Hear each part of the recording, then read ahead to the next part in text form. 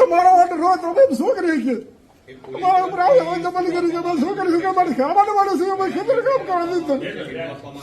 Halvad corridor માટે અદાણી કંપનીના વાંઢિયામાંથી વીજ પોલ પસાર થઈ રહ્યા છે.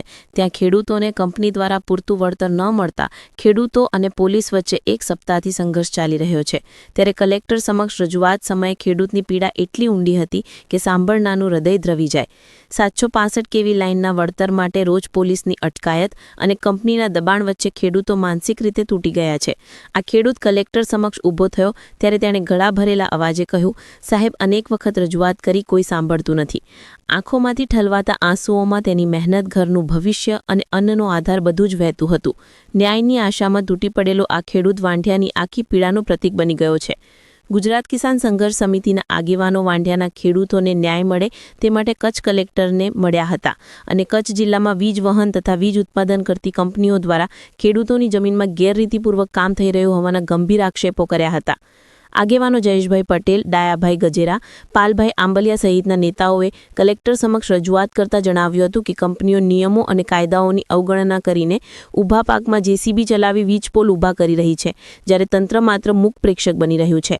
ખેડૂત પક્ષે કલેક્ટરને 24 તારીખ સુધીમાં તપાસના સ્પષ્ટ જવાબ આપવાનો અલ્ટિમેટમ આપવામાં આવ્યો છે.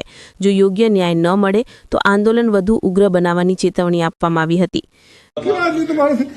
તમારો ઓર્ડર હોય તો શું કરી શકીએ? તમારા ઉપર આવે હોય તો બંધ કરી શકીએ. શું કરી શકીએ? અમારે ખાવાનું માણસ છે, અમે ખેતર કામ કરવા દીધું.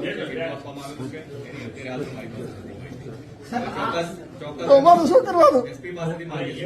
તો તમારી ચર્ચા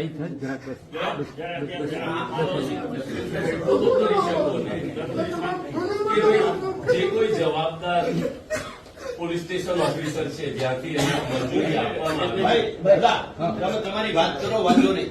કલેક્ટર સાહેબ આપણે સાંભળવા માટે જ બેસાય પોલીસ વાળા માર મારે છે.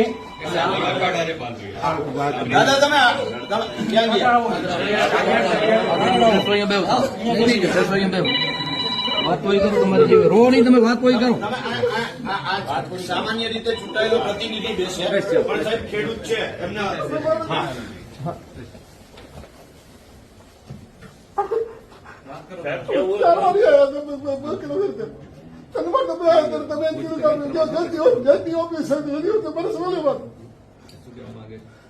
આપશ્રીને સાહેબ ઘણી વખત રજૂઆત કરવી છે, ખેડૂતોએ રજૂઆત કરી છે, છતાં આપશ્રી તરફથી કોઈ જવાબ નથી મળ્યો.